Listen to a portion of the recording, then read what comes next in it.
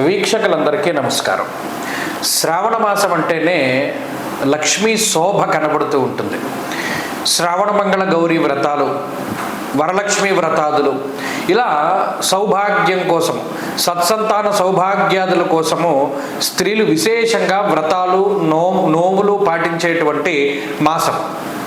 ముఖ్యంగా శ్రావణ మంగళ గౌరీ వ్రతాలు తీసుకుంటే సంకల్పం కూడా చెప్పుకుంటారు. మమ వివాహ ప్రథమ వర్ష ప్రభృతి పంచమ వర్ష పర్యంతం, 1వ సంవత్సరం నుండి 5వ సంవత్సరం వరకు చేస్తారు. పలానా ఈ సంవత్సరానికి ఇంతమంది అని చెప్పి వాయినాలు ఇచ్చుకుంటూ ఉంటారు.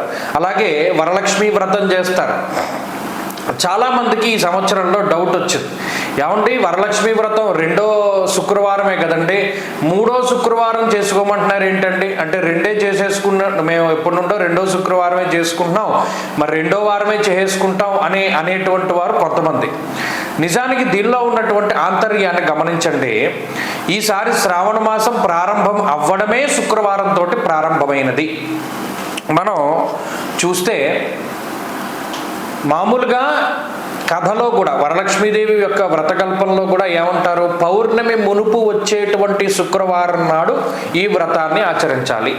అది లెక్క, దానికి అంతకుమించి లెక్కల అంటే మొదటి శుక్రవారమా, 2వ వారమా, 3వ వారమా, 4వ వారమా అనేది పక్కన పెడితే అందులో చెప్పినటువంటి కల్పోక్త విధానంలో ఏం చెప్పారు, పౌర్ణానికి మునుపు వచ్చేటువంటి శుక్రవారం చెయ్యాలి.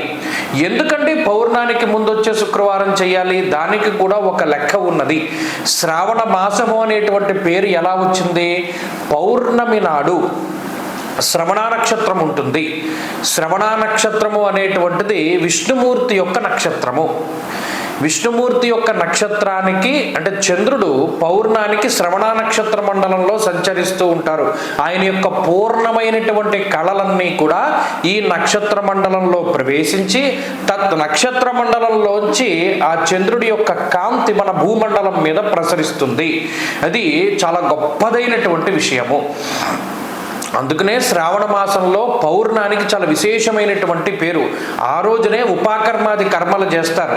ఈ రోజు నుండే వేదం యొక్క వేదాధ్యయనం చేసినటువంటి వారందరూ కూడా జంధ్యాల పౌర్ణమిగా దీన్ని ఆచరిస్తూ యజ్ఞోపవీతాన్ని మార్చుకొని ఈ రోజు లగాయితూ వేదాన్ని వారు వల్లివేయడం ప్రారంభం చేస్తారు. లేదా వాళ్ళు అధ్యయనం చేసినటువంటి వేదాన్ని, ఆ వేద పఠనము అనేటువంటి దాన్ని ప్రారంభం చేస్తారు.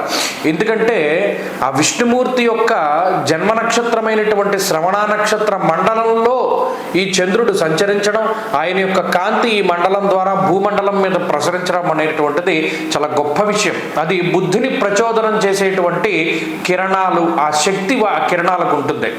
అలాగే అమ్మవారు మనం ఆరాధన చేసేటప్పుడు మనందరికీ తెలుసు, ఈ భృగువారము అంటే ఈ శుక్రవారం రోజున అమ్మవారిని ఆరాధన చేస్తాం. ఎప్పుడైతే పౌర్ణానికి దగ్గర చేర్చి ఈ శుక్రవారం వస్తుందో అప్పుడు అమ్మవారిని ఆరాధించడానికి అతి పవిత్రమైనటువంటి రోజుగా దాన్ని అభివర్ణిస్తారు. చంద్రుడి యొక్క పూర్ణమైనటువంటి కళలన్నీ పౌర్ణమి రోజున ఉంటాయి. ఆ పౌర్ణమి రోజు శ్రవణ నక్షత్రంలో చంద్రుడు ఉంటారు. అది విష్ణుమూర్తి నక్షత్రం కాబట్టి ఆ పౌర్ణానికి దగ్గరగా ఉండేటువంటి శుక్రవారానికి అంత శక్తి ఉంటుంది. ఎవరైతే ఆ రోజున అమ్మవారిని ఆరాధన చేస్తారో, ముఖ్యంగా విష్ణుమూర్తి యొక్క భార్య అయినటువంటి లక్ష్మీదేవిని ఆరాధన చేస్తారు, వారికి లక్ష్మీ కటాక్షము శీఘ్రంగా కలుగుతుంది అనేటువంటిది ఆ కల్పోక్తంలో చెప్పినటువంటి మాట. మరి ఈసారి ఏమైంది, ప్రారంభమే మొదటి రోజే శుక్రవారం వచ్చింది. తర్వాత శుక్రవారం అంటే 2 శుక్రవారాలు వెళ్ళిపోయాయి. పౌర్ణానికి ముందు రోజు శుక్రవారం అయింది. కాబట్టి లెక్క ప్రకారం ఎప్పుడూ వచ్చేటువంటిది 2వ శుక్రవారానికి వస్తున్నప్పటికీ ఈసారి 3వ శుక్రవారం నాడు వరలక్ష్మి వ్రతం వచ్చినది. కాబట్టి అందరూ కూడా ఆగస్టు 8వ తారీఖు నాడే వరలక్ష్మి వ్రతాన్ని ఆచరించాలి. ఈ 8వ తారీఖు ఏమైనా మాకు అడ్డు ఉందండి, మేము చేసుకోలేమనుకునేటువంటి వారు 2వ వారంలో ఆచరించవచ్చును. 2వ వారం చేసుకోలేకపోయాం, 3వ వారం అడ్డొచ్చింది అనుకునేటువంటి వారు 4వ వారంలో చేసుకోవచ్చును. తప్పితే ఈ శ్రావణ మాసంలో ఎవరైతే లక్ష్మీదేవి యొక్క ఆరాధన చేస్తారో వారికి అమ్మవారి యొక్క అనుగ్రహం శీఘ్రంగా లభిస్తుంది.